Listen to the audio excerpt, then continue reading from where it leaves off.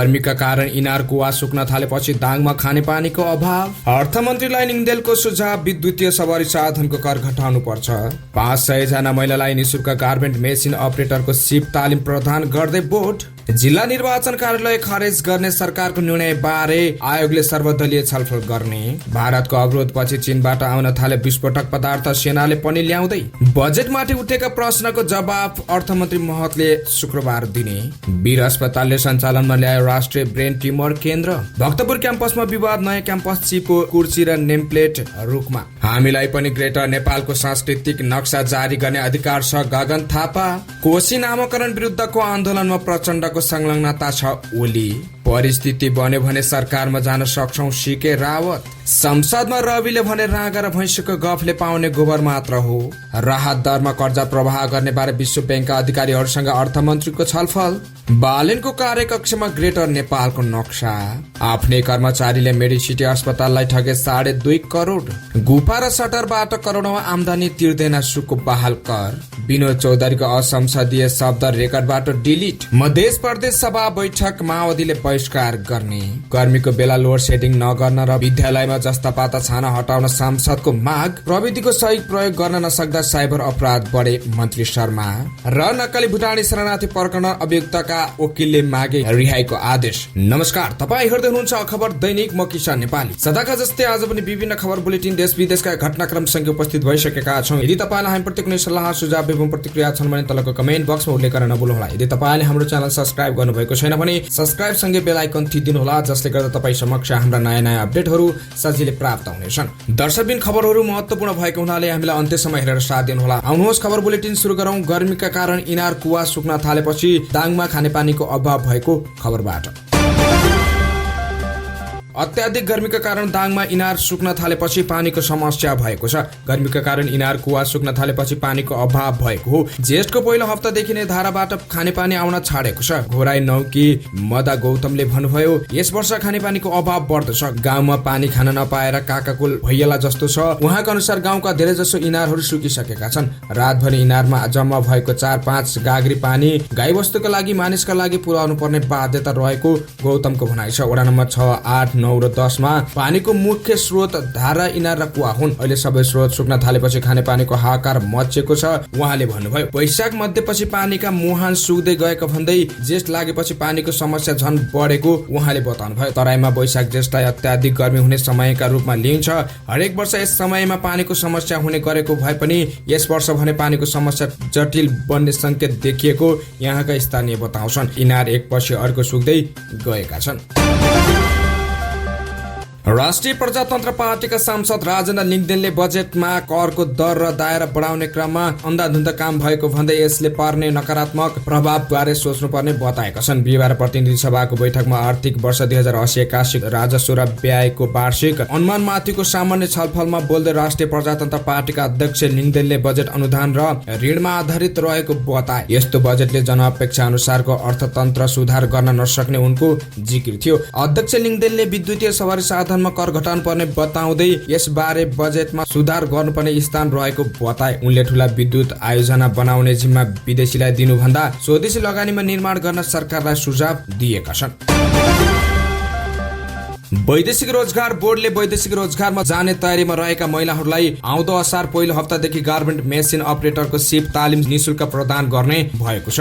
बिहिबार एक सूचना जारी गर्दै बोर्डरले राजधानी बनाएका वा बनाउन सम्बन्धित निकायमा राजस्व बुझाइसकेका इच्छुक महिलाहरूलाई गार्मेन्ट मेसिन अपरेटरको सिप तालिम लिने चाहना भएमा 7 दिनभित्र सम्पर्क गर्न आह्वान गरेको छ। यो सिप तालिम काठमाडौँ उपत्यकाका विभिन्न 9वटा तालिम प्रदायकले प्रदान गर्नेछन्। पहिलो चरणमा बोर्डले यो सिप तालिम 500 जना प्रदान गर्दैछ। यो सिप तालिम लिन 18 वर्ष पूरा भई 35 वर्ष ननागेको हुनुपर्छ। आवेदन फार्म निशुल्क बुझाउन सकिन्छ। यो सिप तालिम आवासीय हुनेछ। खाने बस्ने सुविधा सहितको यो तालिम लिए बापत पैसा तिर्न नपर्ने बोर्डले जनाएको छ।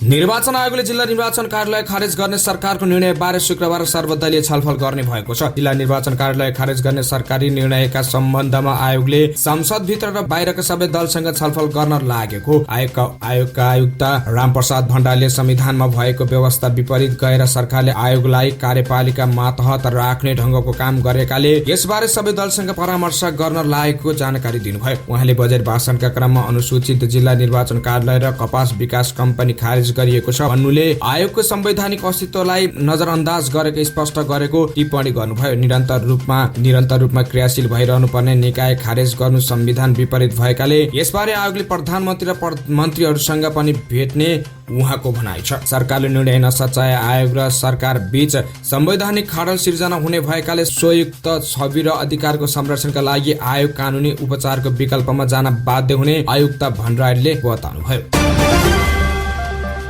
भारतीय अवरोधपछि नेपालमा चीनबाट विस्फोटक पदार्थ आपूर्ति थालिएको छ। विकास निर्माणका प्रयोजना विस्फोटक पदार्थ आपूर्तिमा भारतले अवरोध गरेपछि निजी क्षेत्रका व्यवसायीहरूले चीनबाट विस्फोटक पदार्थ भित्राउन सुरु गरेका हुन्। पछिल्लो केही दिनमा निजी क्षेत्रका व्यवसायीहरूले चीनबाट 230 मेट्रिक टन विस्फोटक पदार्थ आयात गरेका छन्। भारतको 9 महिनादेखिको निरन्तरको अवरोधपछि पछिल्लो 2 साता अवधि 230 मेट्रिक टन विस्फोटक पदार्थ आयात गरिएको स्रोतले जनाएको छ। भारतीय अवरोधका कारण शिथिल बनेका परियोजनाका लागि वैकल्पिक माध्यमबाट विस्फोटक पदार्थ आयात थालिएको छ। आयातकर्ता एक व्यवसायीले भने पहिलो लटमा 90 र दोस्रो लटमा 140 मेट्रिक टन विस्फोटक पदार्थ नेपाल भित्रिएका छन्। रसुवागढी नाका भएर भित्रिएको सो विस्फोटक पदार्थ चिनिया ठेक्का विकास र औद्योगिक परियोजनामा प्रयोग हुनेछ। अर्थमन्त्री डाक्टर प्रकाश शरण महतले शुक्रबार राष्ट्रिय सभामा बजेटमाथि उठेका प्रश्नको जवाफ दिने भएका छन्। राष्ट्रिय सभाको बैठक शुक्रबार बिहान 11:31 बोलाइएको छ। उक्त बैठकमा आर्थिक वर्ष 2080-81 को राजस्व र व्ययको वार्षिक अनुमान बजेटमाथि सांसदहरूले उठाएका प्रश्नको जवाफ दिने कार्यसूची तय भएको छ। संसद सचिवालयका महासचिव डाक्टर भरतराज गौतमले शुक्रबारको बैठकको सम्भावित कार्यसूची निकालेर बजेटमाथि उठेका प्रश्नको जवाफ अर्थमन्त्री महतले दिने तय भएको। वीर अस्पतालले राष्ट्रिय ब्रेन ट्युमर केन्द्र सञ्चालनमा ल्याएको छ। बिहिबार ब्रेन अवसर पारेर अस्पतालका चिकित्सक विज्ञान राष्ट्रिय प्रतिष्ठानका उपकुलपति डाक्टर भूपेन्द्र कुमार बस्नेतले केन्द्रको उद्घाटन गरे। ब्रेन ट्युमर केन्द्रमा 1 सातासम्म निशुल्क सर्जरी गरिने जानकारी दियो। कार्यक्रममा बोल्दै वीर अस्पतालका न्युरो सर्जरी विभागका प्रमुख डाक्टर राजीव झाले भने ब्रेन ट्युमरका बिरामीलाई उत्कृष्ट सेवा दिने यसबारे अनुसन्धान र न्युरो सर्जनको जनशक्ति बढाउने उद्देश्यले ब्रेन ट्युमर केन्द्र सञ्चालनमा ल्याएको बताए। तम अन्तर्राष्ट्रिय अनुसन्धानलाई मात्र आधार मानिरहेका छौं। अब स्वदेशमा ब्रेन ट्युमर केन्द्रबाटै बिरामीको अनुसन्धान गर्न सक्छौं। अनुसन्धान गर्न सके बिरामीको प्रकृति अनुसारको नयाँ खोज र उपचार गर्न नेपालमै सम्भव हुन्छ उनले भने। वीर अस्पतालमा ब्रेन ट्युमरको मात्र 700 भन्दा बढी शल्यक्रिया भइरहेको डाक्टर झाले बताए। अस्पतालका निर्देशक डाक्टर सन्तोष पौडेलले ब्रेन ट्युमर केन्द्रसँग अन्य विशिष्ट सेवा पनि थप्दै लैजाने बताएका छन्। त्रिवीका क्याम्पसमा नियुक्त विवादका घटना नयाँ होइनन्, तर भक्तपुर क्याम्पसमा नयाँ क्याम्पस प्रमुख नियुक्ति विवाद भने जेलिँदै गएको छ। भक्तपुर क्याम्पसका क्याम्पस प्रमुख डाक्टर कृष्ण प्रसाद पोखरेलले गत चैत 30 गते अनिवार्य अवकाश पाएका थिए। तत्कालीन क्याम्पस प्रमुखको अनिवार्य अवकाश पश्चात त्रिवीले तत्काल नयाँ क्याम्पस प्रमुख नियुक्त गर्न सकेन। त्यसपछि त्रिवीले वरिष्ठताको आधारमा भन्दै सहायक क्याम्पस प्रमुख सुदर्शन साखेलाई नियमित क्याम्पस प्रमुखमा वैशाख 3 गते नियुक्ति गरेको। त्रिवी कार्यकारी परिषदले सहप्राध्यापक साखेलाई निमित्त क्याम्पस प्रमुखको हैसियतमा जिम्मेवारी दिएको। करिब 1.5 महिनामा जेठ 16 गते अर्की सहप्राध्यापक कविता लुइटेल भट्टराईलाई क्याम्पस प्रमुख नियुक्ति गर्ने निर्णय गर्यो। सोही अनुसार गत आइतबार उनी नियुक्ति पत्र लिएर क्याम्पस पुगिन्। उनी अकस्मात प्रमुख बनेर आइपुगेको सुईको समेत पाइनन्। निमित्त क्याम्पस प्रमुख सुदर्शन साखेले उनलाई त्यस बेलासम्म न त्रिवी कार्यकारी परिषदले जानकारी दियो न त नियमित क्याम्पस प्रमुख साखे काम गरिरहेका बेला नवनियुक्त क्याम्पस प्रमुख प्राध्यापक कविता लुइटेल भट्टराई ठूलो समूहमा क्याम्पस पुगेकी थिइन्। नियमित क्याम्पस प्रमुख साके भन्छन् उहाँहरू ठूलो समूहमा आउनुभयो। त्यसपछि क्याम्पस प्रमुखको नियुक्ति पत्र टेबलमा राखेर खादामाला अबिर लगाउने काम हुँदै थियो। मैले बुझिहाल्ने, केही नभनी मेरो आफ्नो सामानहरू समेत क्याम्पसको कागजातहरू प्रशासन प्रमुखलाई बुझाएर निस्के। कांग्रेसका महामन्त्री गगन थापाले नेपाली भूमि लिपुलेक र लिपुवाधुरी भारतले छोड्नुपर्ने र बंगलादेश जाने बाटो दिनुपर्ने बताएका छन्। लिम्पियाधुरा लिपुलेक नेपालले साट्ने लगायतका विकल्पमा सोचेर आफ्नो पोजिसन कमजोर पार्ने कुनै कारण छैन। विराटनगरमा पत्रकारसँगको कुराकानीमा बिहिबार उनले भने, नेपाल भूपरिवेक्षित देश भएकाले बंगलादेश जाने बाटो पाउने अन्तर्राष्ट्रिय अधिकार कसैले हनन गर्न पाउँदैन। नेपाली भूमि लिम्पियाधुरा लिपुले कसैले खोज्न नसक्ने र खोज्न पनि नदिने थापाको भनाइ थियो। उनले भारतले आफ्नो सांस्कृतिक नक्सा जारी गरेर नेपाल समेट्न सक्छ भने नेपालले पनि ग्रेटर नेपालको सांस्कृतिक नक्सा जारी गर्ने अधिकार प्रयोग गर्ने बताए। नेपालको सांस्कृतिक नक्सा पनि अहिलेको भन्दा धेरै ठूलो भएको कसैले भुल्न नहुने उनले सुनाए।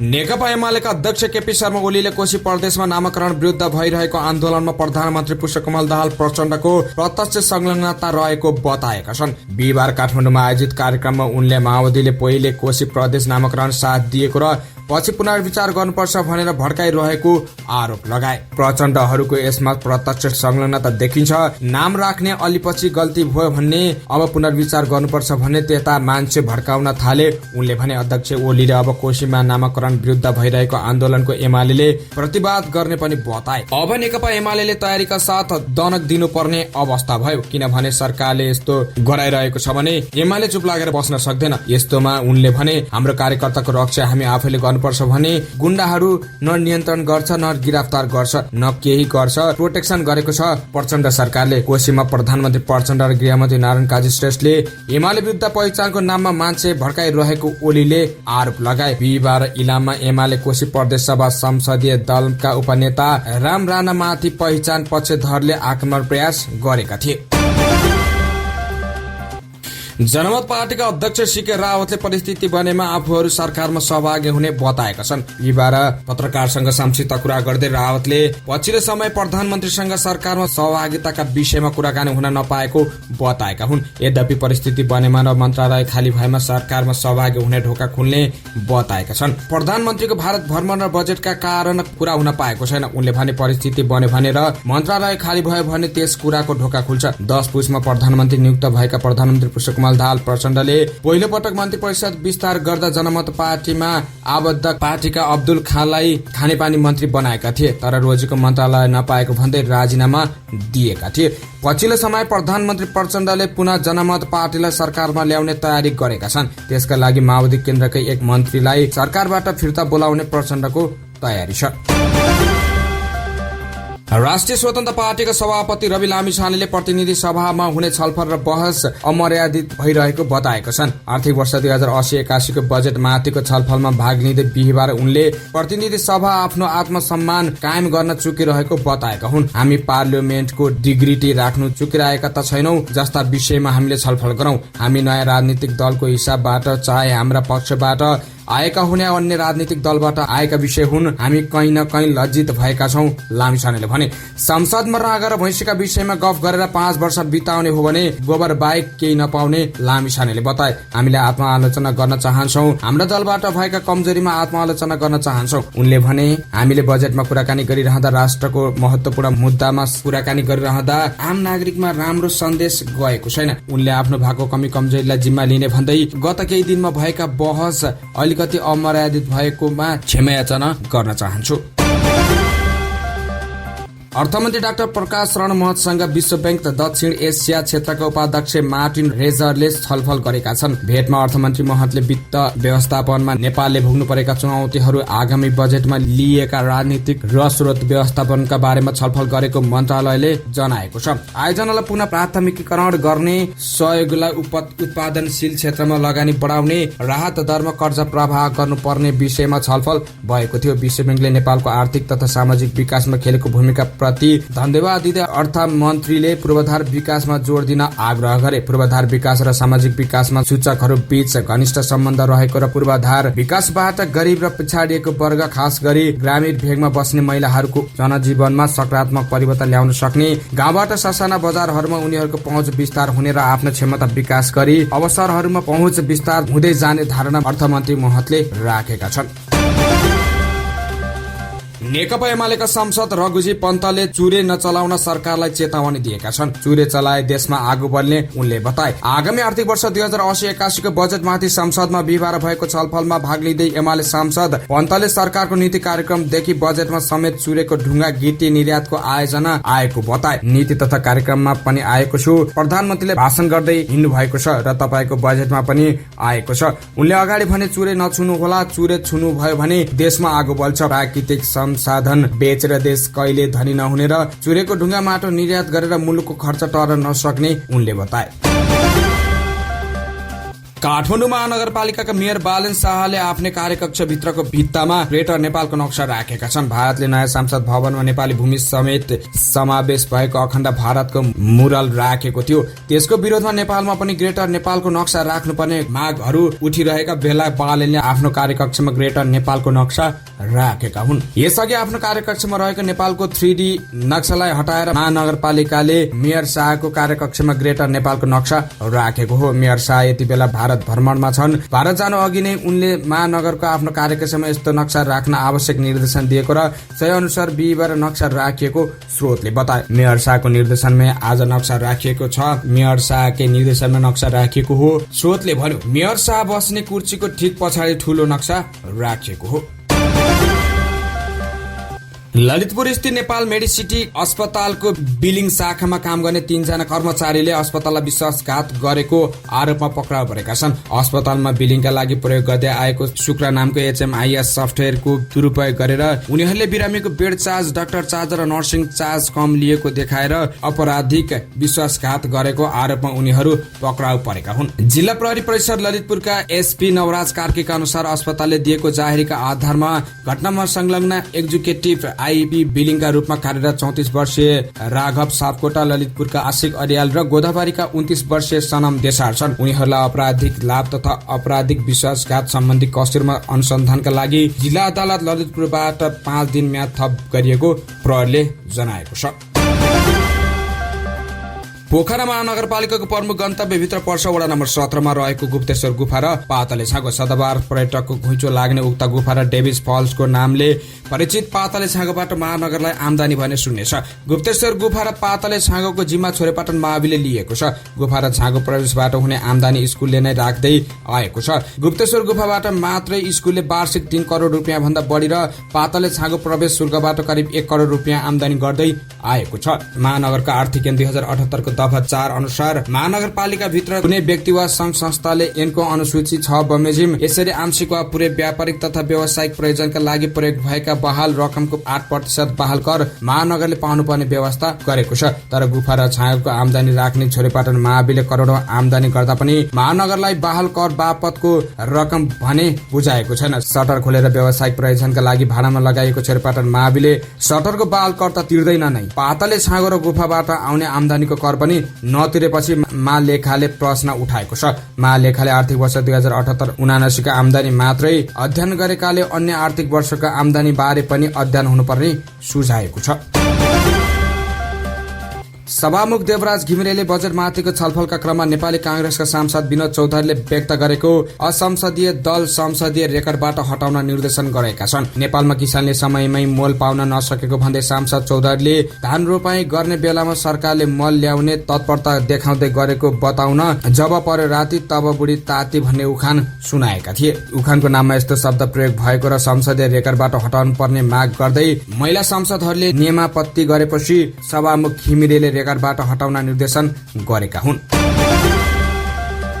सांसद तेजुलाल चौधरीले तराई मधेसका सामुदायिक विद्यालयमा जस्ता पातको छानो हटाएर ढलन गर्न माग गरेका छन्। गर्मीको बेला जस्ता पातको छानोले विद्यार्थी, शिक्षा र कर्मचारी झन बढी प्रभावित हुने भन्दै उनले जस्ता पातको छानो हटाएर ढलन गर्न माग गरेका हुन्। बिहिबार प्रतिनिधि सभा सुन्ने समयमा बोल्दै उनले भने तराई मधेसका सामुदायिक विद्यालयहरूमा 90% जस्ता पातको छानो छ। त्यो जस्ता पातको सट्टा ढलन गर्न जोरदार माग गर्दछु। चौधरीले जस्ता पातको छानो हुन्जेल पंखा र बिजुलीको व्यवस्था गरिदिन सरकारको ध्यान आकर्षण गराएका थिए। उनले आन्दोलनरत नेपाल कर्मचारी परिषदमा माग सम्बोधन गर्न पनि माग गरेका छन्। शून्य समयमा बोल्ने सांसदहरूले गर्मीको समयमा छिनछिनमा लोड सेटिङ हुने गरेको भन्दै बिजुलीको नियमित आपूर्तिको व्यवस्था मिलाउन पनि माग गरेका छन्। संचार तथा सूचना प्राविधि मन्त्री रेखा शर्माले प्रविधिको सही प्रयोग गर्न नसक्दा साइबर अपराधका घटना बढेको बताएका छन्। बिहिबार ललितपुरमा आयोजित नेपाल मोबाइल व्यवसायी महासंघको दोस्रो साधारण सभामा सम्बोधन गर्दै उनले प्राविधिक शिक्षाको आवश्यकता रहेको पनि बताइन्। मन्त्री शर्माले प्राविधिक शिक्षाको कमी हुँदा कतिपय युवाहरू बर्बादीको शिकार भइरहेको बताइन्। साइबर शिक्षा र डिजिटल माध्यमको प्रयोग सम्बन्धी शिक्षा दिन नसक्दा समस्या बढिरहेको उनको भनाइ थियो। सामाजिक सञ्जालको दुरुपयोगका कारण आत्महत्या गर्नुपर्ने स्थिति समेत हुने गरेको भन्दै यसलाई समयमा नै नियन्त्रण र यस सम्बन्धी शिक्षा दिन आवश्यक रहेको उनको भनाइ थियो। नक्कली भुटानी शरणार्थी प्रकरणबारे काठमाडौँ जिल्ला अदालतमा जारी थुनछेक बहसको चौथो दिन बुधबार इजलासमा प्रतिवादीका अधिवक्ता सरकारी वकिल र मुद्दाको अनुसन्धान गर्ने प्रहरीलाई गाली गर्नमा केन्द्रित भएका छन्। पेशा र हैसियतका विविध कारणले आफ्नो पक्षमा प्रतिवाद र राज्य विरुद्ध संगठित अपराध गर्न सक्ने हैसियतमा नभएको उनीहरूले जिकिर गरेका छन्। अभियुक्तहरू केशव दुलाल, सानु भण्डारी र टंका गुरुङका पक्षमा बुधबार दर्जन भन्दा बढी अभिवक्ताले बहस गरेका थिए। उनीहरू सबैको सार प्रतिवादीहरू सम्मानित जीवन बिताइरहेकाले अभियुक्त होइनन्, सरकारी वकिलले झुटा मुद्दा लगाएका हुन् भन्ने थियो। अभियुक्तका वकिलले सरकारी वकिलले जथाभावी अभियोजना गरेको जिकिर गर्दा न्यायाधीश प्रेम प्रसाद न्यौपानेले चाकका साथ सुनेका थिए भने अभियुक्तहरू अघिल्लो दिनको तुलनामा केही उत्सुक र हंसमुख देखिन्थे। अधिवक्ताहरूले झुटा मुद्दा लगाएर अदालतले थुनामै राखेर मुद्दाको पूर्वपक्ष अघि बढाए भने उनीहरूमाथि अन्याय हुने तथा तिनलाई रात दिन भात खुवाउँदा करदाताको पैसाको दुरुपयोग हुने जिकिर राख्दा इजलासमा हाँसो गुन्जिएको थियो। आफ्ना वकिलको बहस सुनेर सानु भण्डारी, केशव दुलाल र टंका गुरुङ मात्र होइन, प्रबहादुर रायमाझी, बालकृष्ण खाड र नारायण पाण्डे समेत खुसी देखिन्थे। हवस् त यिनै खबरसँगै आजलाई अखबार दैनिक सकियो। बिदा हुन्छौं। नमस्कार। हेर्दै रहनुहोला अखबार दैनिक।